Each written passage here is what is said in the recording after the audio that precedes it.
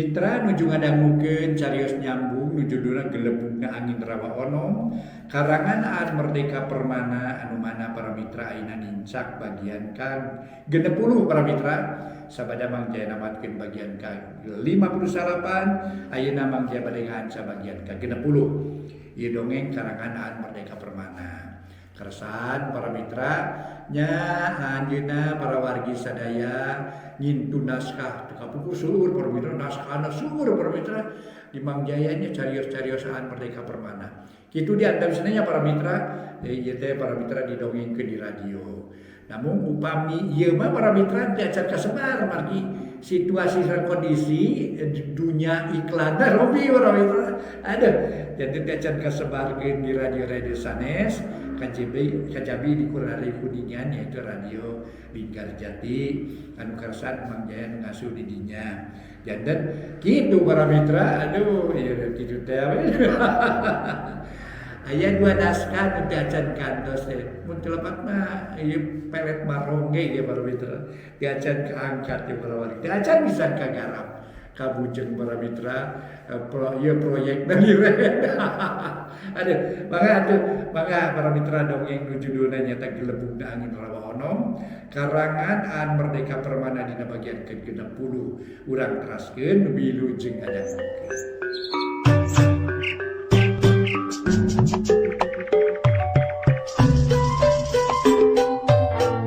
Para mitra pamiarsa wilujeng tepang dangu sareng acara matuh dongeng enteng teh para wargi. Aduh Mang Jaya nuju ngahanca carios nyambung judulna ayeuna dongeng karangan Aan Merdeka Permana. Para mitra sadaya judulna Gelebugna Angin Rawa Ono.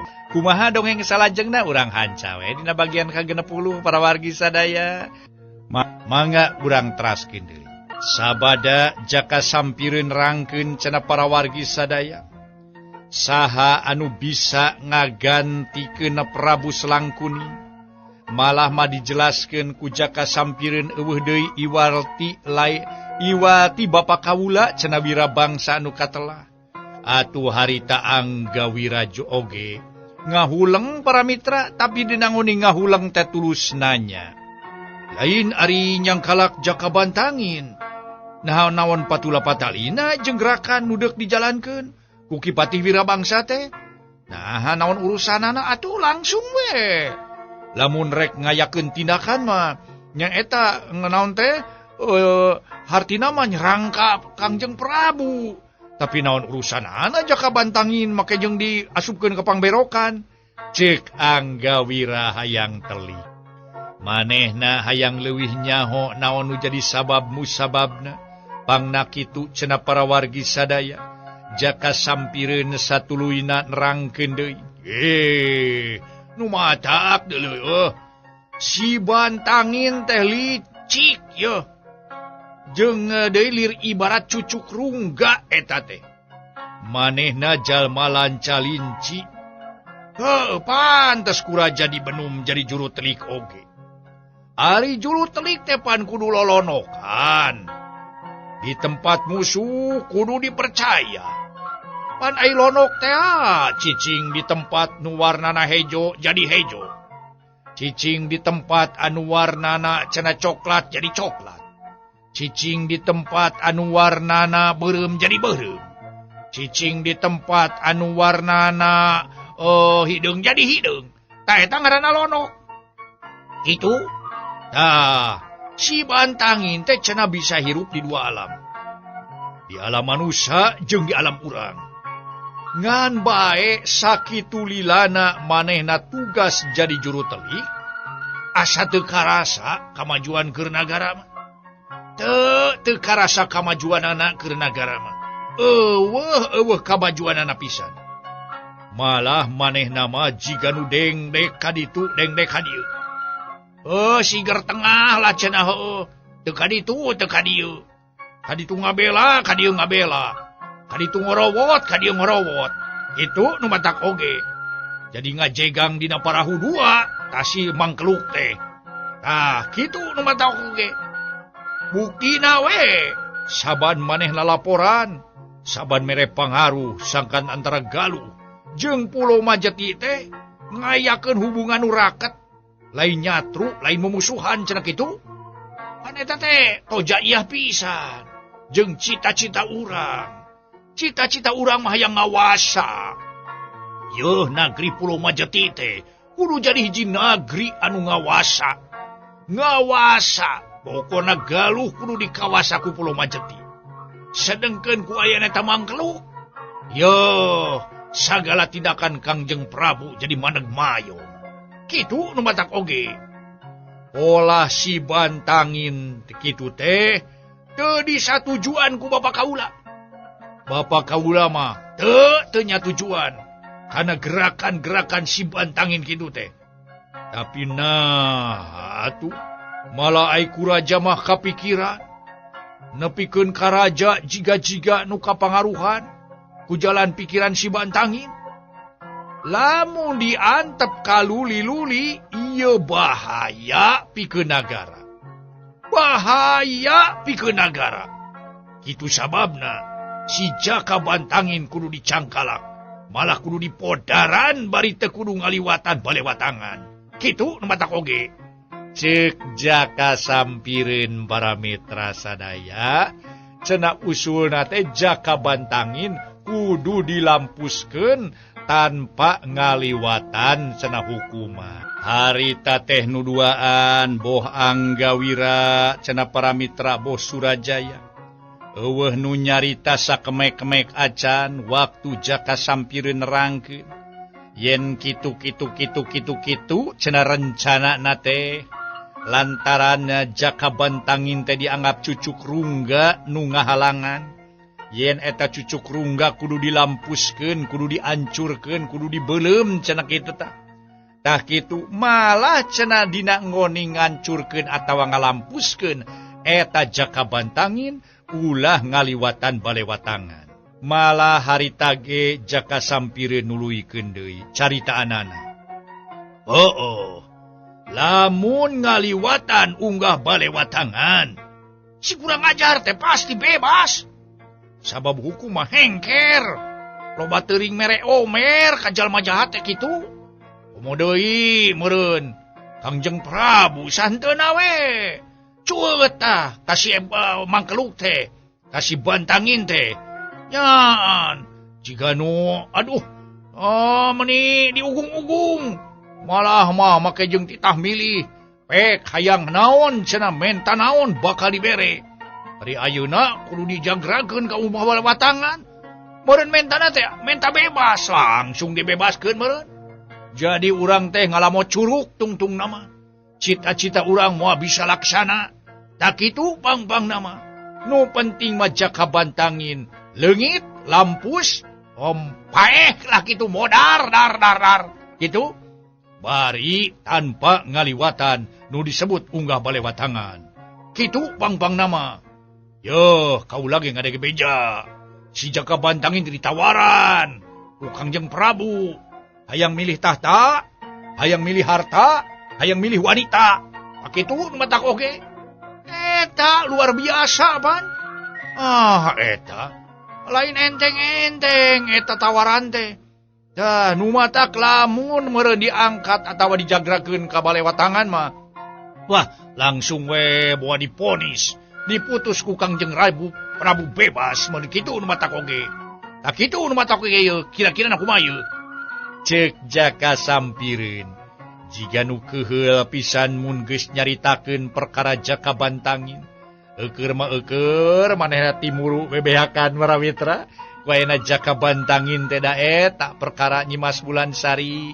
Mun jiga anu deukeut pisan ka Jaka Bantangin teh cenah para wargi sadaya. Nyaan atuh. Nah, ari ka manehna sok diluli-luli kitu. Harita ge para mitra Anggawira. Tuluy harita teh nyarita deui. Lain Kang. Eta kira-kirana iraha ye Kakang. Rek modaran teh Jaka Bantangin teh.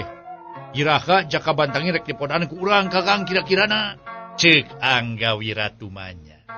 Lantaran manehna ge para mitra sadaya teu bisa majar kumaha, kudu satuju kana eta rencana. lantaran cenah jeung Radenna jaka sampireun teh geus sapapait sama manis.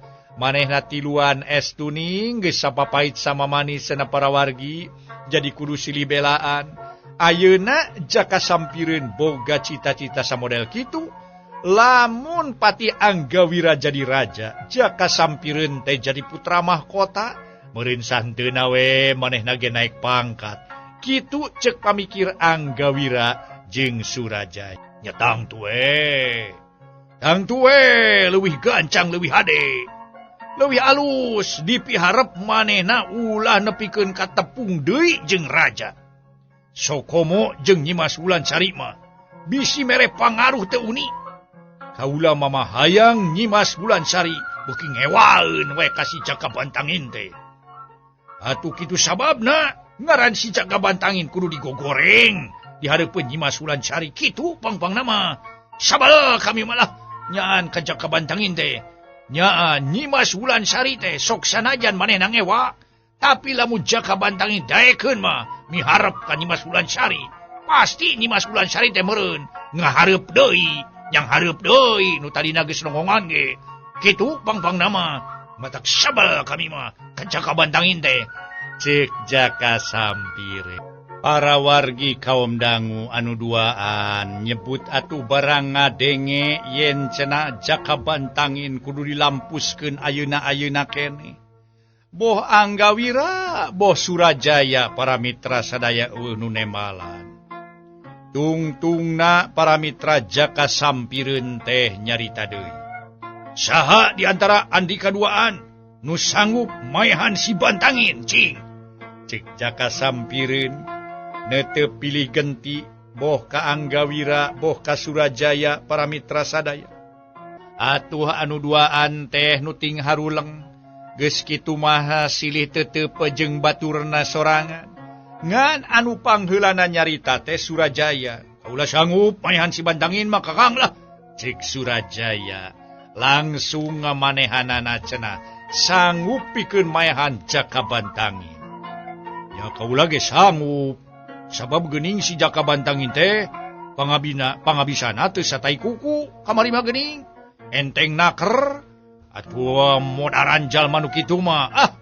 Teu kudu bangga-bangga atuh. Teu kudu kubedog anu seukeut nu kitu mah. Nyaa ditakol ge. Moal teu ngajejer atuh. Ceuk Anggawira deui. Kade kudu nepi ka paeh. Kudu nepi ka paeh, kudu nepi ka lampus geus kitu gancang ruang. Ya, gancang ruang. Kitu pangpangna mah.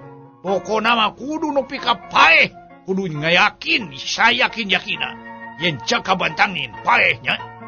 Ceuk pesenanna ti Raden Jaka Sampireun para mitra sadaya kanu duaan. Urang ngeteundeun di handeuleum sieum, urang tunda di hanjuang siang paragi nyokot ningalkeun. Mangsa datang urang sampeur deui cenah para mitra sadaya boa sakedap deui kacarioskeun deui. Ayeuna urang nyelang heula perkara Manglen. Atuh para mitra anu mamang Jaka Sampireun keur boga rancang badag. Ayeuna urang tuna bae heula. Nah bisa hasil atawa henteuna. Pangpangna mah cenah dina tahapan munggaran kudu ngaleungitkeun heula Jakabantangin lantaran Jakabantangin geus dianggap cucuk rungga anu baris ngahalangan kana paniatanana. Nya para mitra ayeuna urang balik deui mireungeuh kaayaan Manglen nu keur diberok di kamar peteng. Hate Manglendra keur marojengja. Sabab cek itung-itungan manehanana geus sababaraha poe diberok di eta tempat bari teu kungsi aya nu ngalongo.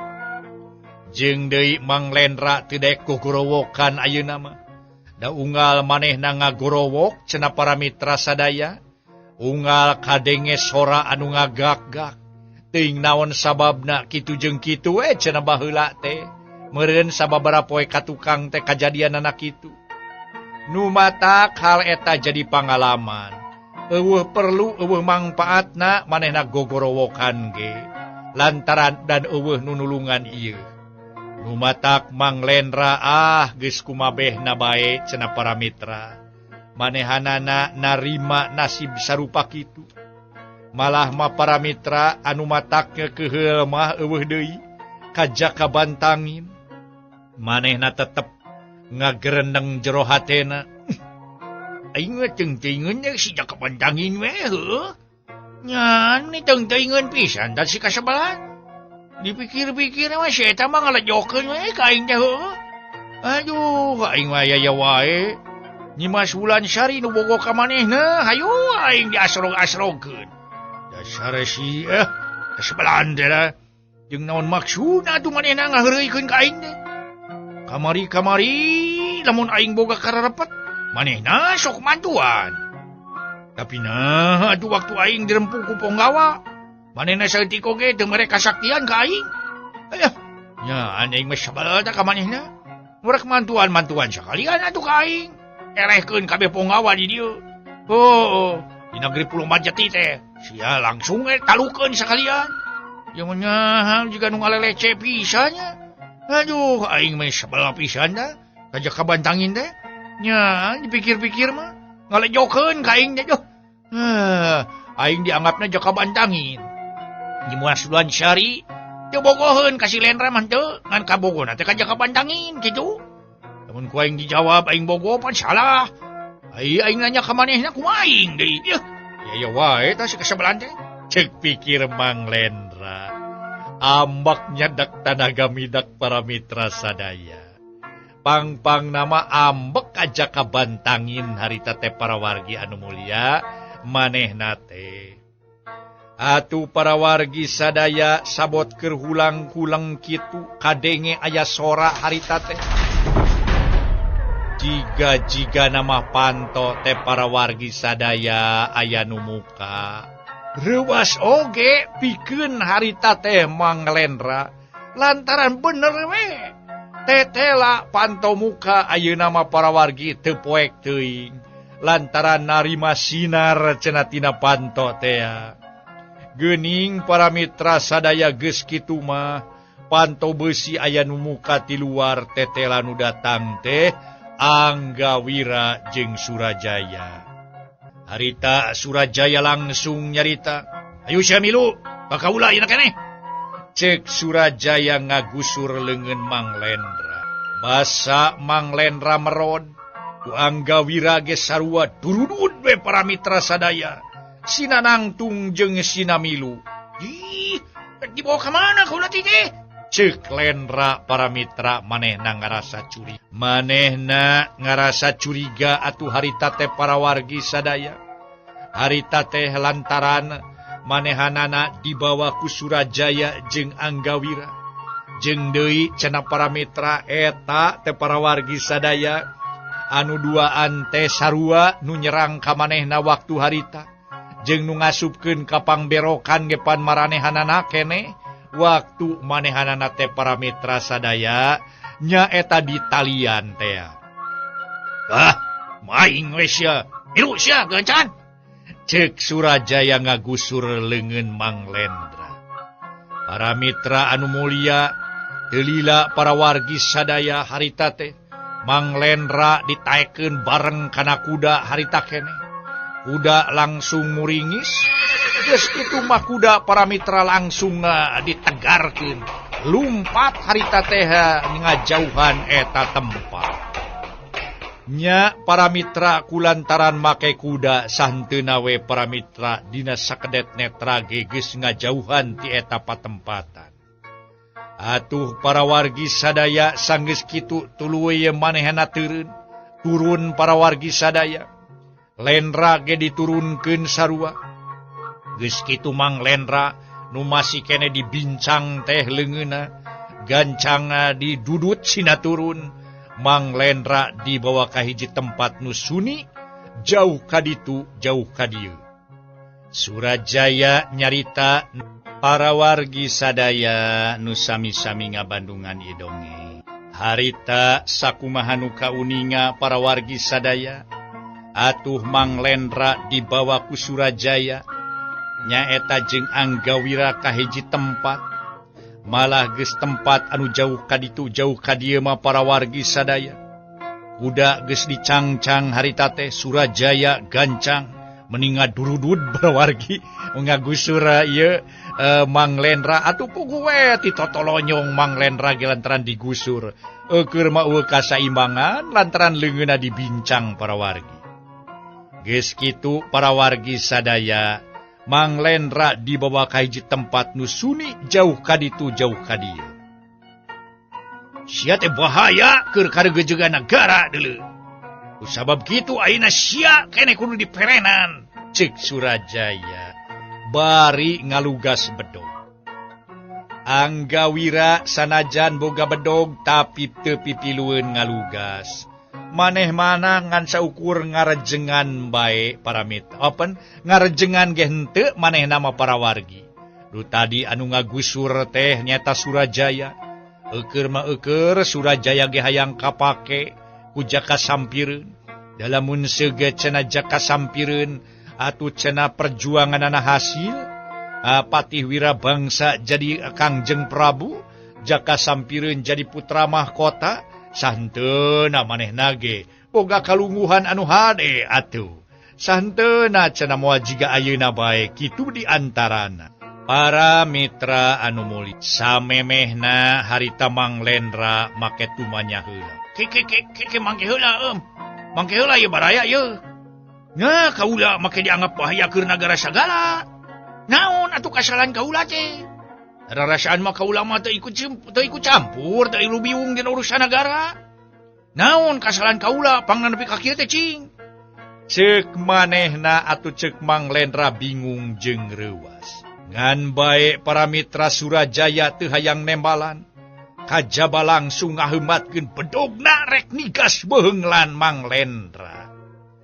Para mitra anu mulya, harita para mitra sadaya luar biasa. Barang harita teh bedog atarawa pedang ngaheumat pisan. Rek harita teh nigas beheung Mang Lendra. Kontan Mang Lendra ngagiwar harita kene. Bari ngadang heuak saeutik ka tukang. Tur lamun nasibna goreng matungtung bedog masih kene bisa nyerepet kana beheung palabatikon. Kusabab panigas nu mungaran gagal. Atuh Surajaya ganceng hambatkeun bedogna deui. Hiu bedog diheumatkeun sapada harita. Nu ayeuna mah geus moal bisa kapengparkeun deui para mitra sadaya. Tungtungna para wargi sadaya ayeuna mah Mang Lendra manehna geus serah bongkokan. Mun serah bongkokan teh mah serah bongkokan. Manehna geus teu bisa ngagiwar deui lantaran eta bedog ngaheumbatna luar biasa. Menika tingali herangna bedog teh para wargi. Dalamun keuna cenah kana babatok manehanana kana sirah manehna, moal teu bejad sapada harita sirah jadi dua. Ayeuna mah Mang Lendra geus teu bisa majar kumaha. Iwati manehanana peureum para mitra sadaya. Mang Lendra meuremkeun panon sabab sakedeung deui nyawana pasti ngalayang. Ngan aneh, luar biasa anehna. Sabot kitu para mitra sadaya, leungeun anu harita teh di talian, leungeun anu duanana di talian teh gancang gerak para wargi sadaya. Aneh luar biasa eta tali langsung ngalesot tina leungeunna. Mang Lendra teu pupugu bisa ojas sapada harita. Dan menijikan babarieun pisan bedog nu keur ngaheumat ngarah-ngarah sirah. Harita kene gancang dipiheulan dirawel ku Mang Lendra. Geus kitu bedog dibalangkeun nancep dina dahan kai. Cukup ku sakitu leungeun Mang Lendra salikilat ngarawel tak-tak Surajaya. Geus kitu para mitra sadaya, eta jalma dibalangkeun harita keneh para wargi sadaya. Jauh ka hareup malah mah bari jeung ngagoak Mang Lendra ngabalangkeunana. Rasakeun sia kurang ajar ye. Serangan ti kaula ye. Suara anu ngajelegur para mitra sadaya kontan sapada harita. Atuh harita teh Surajaya harita teh ngalumuruk para wargi sadaya teu inget di bumi alam. Nyaan barang geus dibalangkeun kitu mengajecer Surajaya teu eling-eling sapada harita dibalangkeun ku Mang Lendra. Geus kitu Mang Lendra bisa ayeuna mah ningali kaayaan, malah mah leungeun nu tadina ditalikung di talian teh geus lesot. Tuluy Mang Lendra nanya ka Anggawira, "Nah Andika ge sarua nasibna? Yang jiga batur Andika bieu? Sok sia ngomong." Panyuan isinya, cek Mang Lendra ngancam-ngancam ka Anggawira.